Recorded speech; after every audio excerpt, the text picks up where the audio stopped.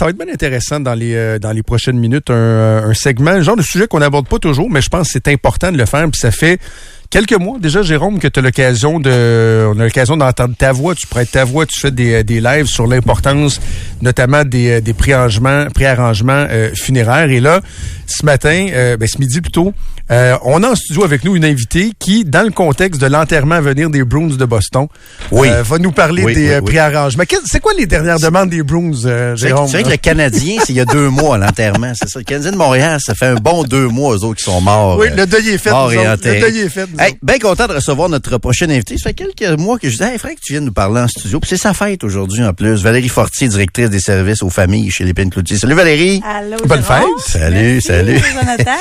Ta voix est tellement souriante, Valérie. Puis quand on s'est parlé au début, parce que faire la publicité pour des maisons funéraires, tu sais, moi je respecte tous mes clients, puis je les aime tous égales, ok. Sauf que de parler de services funéraires, on va se le dire, tu sais, il y a quelque chose d'un petit peu plus délicat. Il y a quelque chose, il faut faire un peu plus attention. Peut-être faut que ça se fasse dans le respect. C'est pas tout le monde qui a les mêmes valeurs.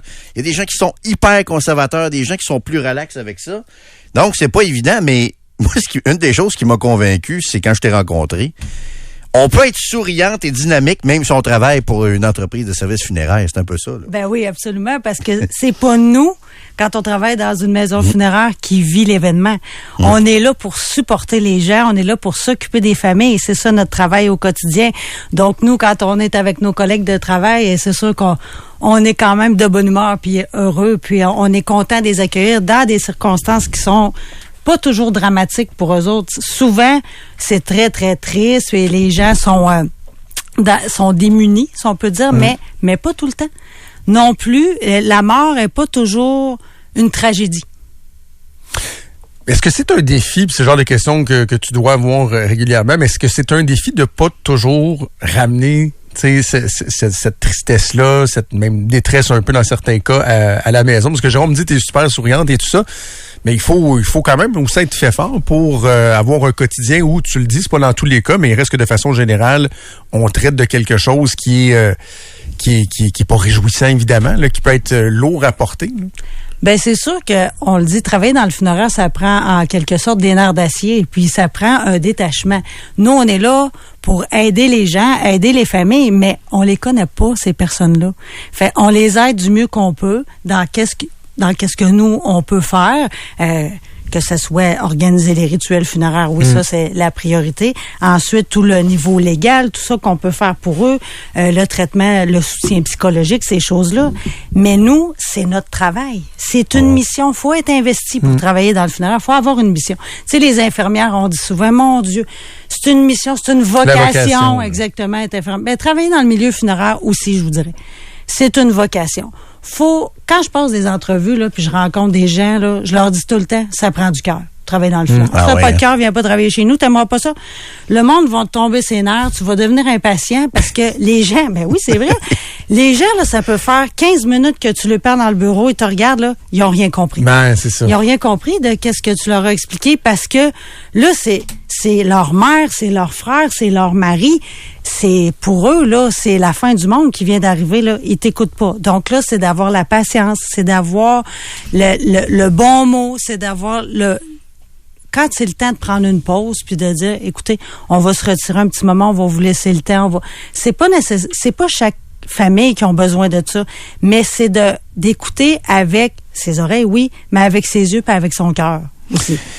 Est-ce qu'il y a des cas, appelons ça comme ça, là, des personnes, disons ça comme ça, y a-t-il des situations qui sont plus difficiles que d'autres, Valérie? Tu sais, par exemple, je veux dire, moi, mettons, je sais pas, ma grand-mère décède, 86 ans, elle a eu une belle vie, remplie, bien entourée, pleine d'amour.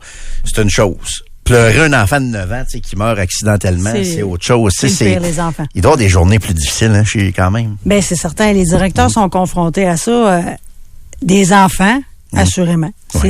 C'est les journées les plus difficiles pour eux parce que ils disent qu'il n'y a rien de pire de vivre que le deuil d'un enfant. Ouais. Donc là, nous, les directeurs qui rencontrent les familles, ils vivent pas le deuil parce que c'est pas la famille, mais par contre, ils ont le poids de toute la peine et de tout le mal que les parents qui sont assis en face d'eux récentes. Il y a aussi des suicides, des morts inattendues, des morts, un accident. Ta blonde, elle part un matin, ça va travailler, tu lui donnes un billet, elle s'en va, elle revient pas. Fini du jour au lendemain, à quelques minutes. Non, pas du jour, c'est quelques là, secondes, là. c'est ça, ben oui. C'est terminé. Ouais. Là, tu fais comme, t'es assis dans le bureau, tu dis, ben non, mais là, moi, j'avais acheté à souper pour 2, là. Elle sera pas là, là. Ça, c'est d'aider les gens, sont déconstruits en avant. Non, mais je l'ai vécu une fois, un décès tragique. 72 heures avant, on se doutait pas qu'on était pour être en train de choisir une urne. T'as jamais pensé à ça que je vais choisir... il y a différents modèles d'urnes. OK, il faut choisir ça.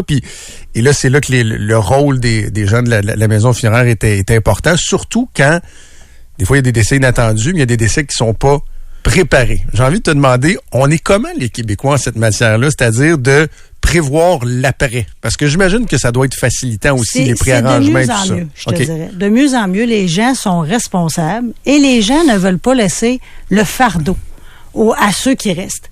Donc, je te dirais qu'à partir de... Il n'y a pas d'âge, là. Mais à partir de 55 ans, souvent, les gens vont dire, bon, OK, on vient d'acheter une maison où on va préparer nos testaments.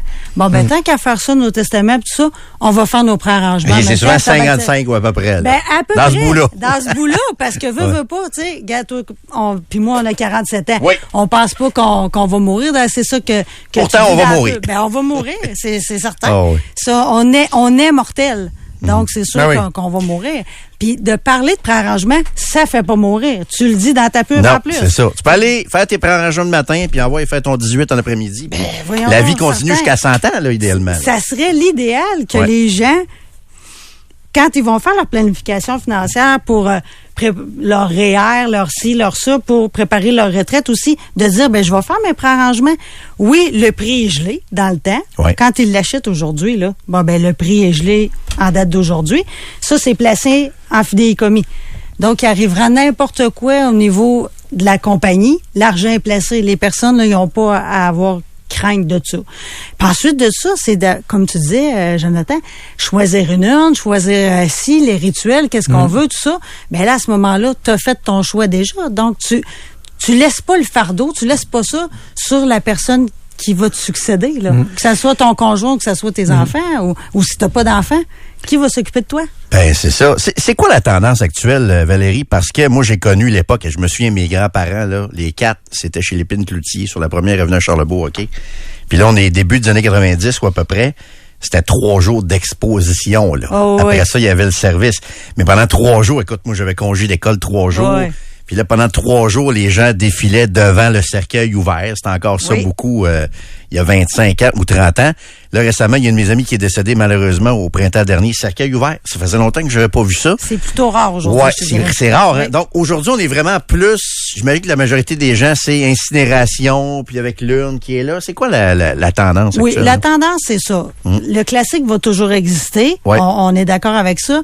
Mais la tendance, c'est ça. Les gens, dans le fond, c'est d'organiser des rituels avec l'urne, avec les cendres. Donc, en présence des cendres, les gens vont venir recevoir les condoléances au salon, puis vont prendre un moment pour faire les rituels, tout ça. Puis après, il y a une réception. Mais de ce côté-là, on a évolué aussi, parce que là, c'est pas nécessairement toujours dans un cadre fixe, là, puis des comment je te dirais ça?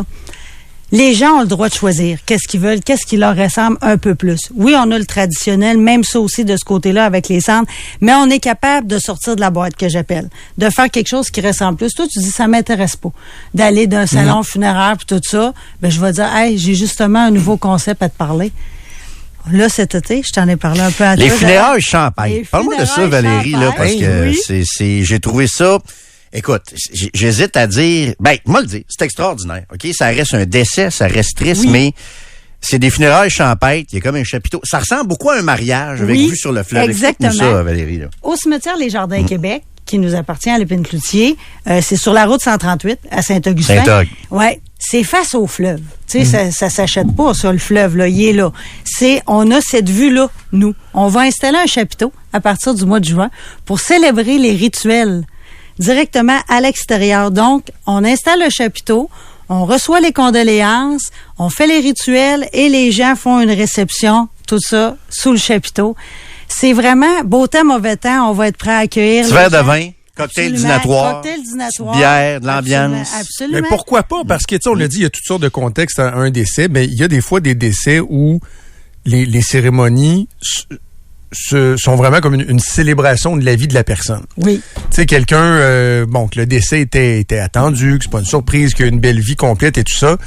On va des fois dans des cérémonies comme ça où ça va être l'occasion de se rappeler des anecdotes, de rire, d'essayer des fois d'amorcer un deuil tout le monde ensemble justement sur une base de célébrer la vie de la personne. Absolument. Fait que pourquoi pas le faire sous forme champêtre? Puis tu l'as bien dit, là, il n'y a pas d'obligation. Tu sais, vous choisissez ce qui vous convient. Et là, il y a cette option-là, moi, que je trouve vraiment géniale. On a déjà rentré une moto, une Harley à Souvenance.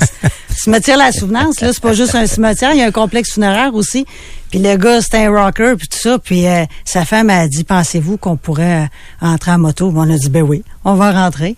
Il n'y a pas de problème, il faut que ça soit... On est loin de ce qu'on vivait il y a 40 ans. Oui, c'est ça, mais il faut que ça corresponde aux couleurs puis au goût de ce que les gens veulent aujourd'hui. Il faut arrêter de toujours que ça soit encadré et rigide, parce que le milieu funéraire, veut pas, ça a toujours été très rigide. C'était...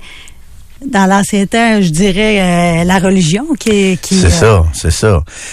Puis là, chez l'Épine Cloutier, je veux que tu me parles de autre chose aussi, puis c'est en lien avec la disposition des cendres, OK? La dispersion. Oui. Disperser les cendres. Il y a une distinction à faire. C'est ça, il y a une distinction entre les deux, parce qu'il y a des gens qui disent, gars, moi, je veux pas être enterré dans une urne à quelque part comme ça, puis c'est sûr que c'est encore un modèle traditionnel que plusieurs vont prôner encore. Mais vous avez une proposition, donc, pour la dispersion des cendres aussi. Puis ça, c'est assez unique. Écoutez ça, les auditeurs, vous allez voir, c'est vraiment quelque chose. Encore là, j'hésite à dire le fun, c'est pas ça, là, comprenez, mais c'est original. Puis je suis convaincu qu'il y a des gens qui vont embarquer dans ça. C'est différent parce que le cimetière La Souvenance, il y en a qui ne savent pas, ça appartient à l'Épine Cloutier aussi. Au cimetière La Souvenance, on a des lots traditionnels avec des monuments, avec des plaques de bronze au sol, un petit vase. C'est des lots qui sont déterminés avec un plan cadastré.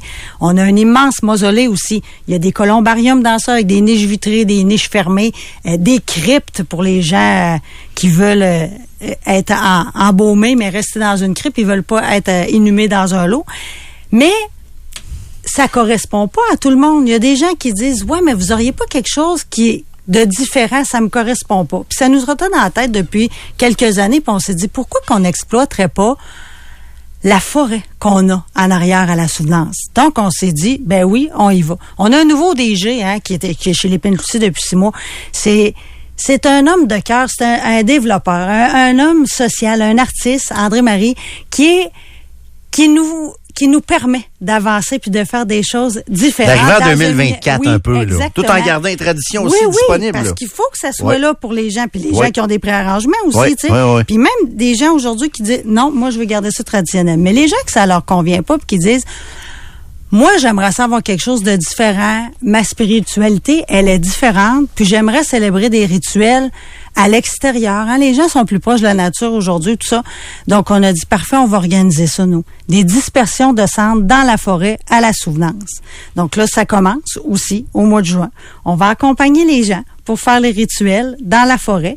C'est pas un sentier là, comme de la CEPAC avec de la petite poussière de pierre. Là. Non. C'est la forêt à l'état brut. On peut pas aller là en talons hauts, mettons. Non, en talons hauts, ça fait moins bien, mettons. Okay, T'es mieux d'avoir des petits souliers dans le comme dans le bois, là, c'est ça. C'est ça, mais on fait un sentier quand même, là, tu sais, qu'on est capable de se retrouver. Mais c'est vraiment la forêt à l'état brut où est-ce qu'on peut célébrer des rituels, que ça soit, c'est comme vous voulez, que ça soit des rituels autochtones ou des rituels que tu dis non, c'est ma sœur qui va lire, c'est elle va chanter. Parce que nous, c'est ça qu'on veut. Elle était proche de mon père, elle va lire quelque chose parfait, puis on fait ça dans la forêt. C'est une dispersion. Puis on disperse ça où? C'est pas nécessairement un endroit très précis qu'on a dispersé les cendres dans une case. C'est plus des zones. Oui, exactement. Donc là, t'arrives, tu dis, mettons, mon père, mon grand-père, ma grand-mère, ma mère et tout ça, c'est ce coin-ci. Exactement. À travers les arbres, on va avoir des nature plans quand même avec des ondes parce qu'on a une belle rivière qui passe dans la forêt. Donc, moi, là, j'ai demandé à Nick qui travaille, j'ai dit là, faut que tu m'installes une balançoire. J'ai dit, après les arbres, j'ai dit, moi, je vais avoir ça. J'ai dit, ça va être le fun. Les gens vont passer, vont s'asseoir, vont prendre un moment de se recueillir sur le bord de la rivière, dans la balançoire. Ils disent, OK, Val, tu l'as peut-être pas cet été, mais là, tu vas avoir ça. Parce que les gens n'aimeront pas ça. De venir prendre une marche dans notre forêt, qui va avoir à peu près un sentier de 2 kilomètres, vont pouvoir venir se recueillir, prendre un moment pour eux. Puis, vont savoir que leur père, il est dans la forêt. Il est présent ici. Donc, c'est quelque chose C'est quelque chose qui arrive là, chez Lépine Cloutier. Parce que vous êtes là depuis 1845. Donc, on s'entend que c'était on va fêter 180 l'année prochaine. C'est ça. Fait que c'était une toute autre époque au début, évidemment. Autre affaire avant de te laisser aller, Valérie. Quand, mettons, il est question d'incinération et tout ça, on parlait tantôt de l'exposition là, qui durait 3 jours, puis c'est de plus en plus rare, tout ça, mais souvent, il y a quand même des gens qui veulent prendre un moment avec, tu sais, avant l'incinération, qui veulent prendre un moment avec une personne proche qui vient de décéder. Vous autres, vous avez quelque chose à offrir là-dessus aussi. Oui, là. on offre quelque chose qui est assez unique, je dirais, dans le sens que on a appelé ça le moment d'intimité. Parce que souvent, la personne ne voulait pas être exposée en public. Ouais. Ça y tentait pas, il voulait pas ça. Mais pour sa femme, puis ses 2 enfants, puis ses 2 petits-fils, oui, il veut être exposé. Alors, on a aménagé une salle directement sur le boulevard Lormière, qui est plus comme un salon, je dirais, avec les petits fauteuils, tout ça. C'est une table de présentation. On prépare la personne. Et là, les gens proches d'elle, son intimité, peuvent venir prendre un moment. Il y a des gens qui restent 3 minutes, puis il y a des gens qui restent 40 minutes. C'est ça. Puis là, c'est pas grand public. C'est vraiment les gens privé. proches qui veulent être là, qui sont vraiment... d'intimité. Les gens viennent, tout ça, et c'est offert. C'est inclus, nous, dans les services qu'on offre chez nous. Ça, je trouve ça bien intéressant aussi comme principe, comme concept. Merci Valérie d'être passée. Bonne fête encore. Merci, c'est gentil, merci. Puis, il y a quelqu'un qui dit, ce que j'entends sur la souvenance me réconforte tellement sur la mort. Tu sais, ça va plus loin qu'un service funéraire, là. C'est qu'il y a des gens qui se disent, OK, qui pensent à ça, mettons, la forêt, puis qui trouvent ça apaisant. Absolument. Tu sais, je trouve ça important comme façon de faire aussi. Merci beaucoup. Très Valérie. intéressant. Lépinecloutier.com. S'il y a des gens qui se disent, faudrait peut-être que j'arrange mes flûtes, comme on dit. Bonne fête encore, Valérie. Plaisir. Merci d'être passé. Merci. Valérie Fortier de chez Lépine Cloutier.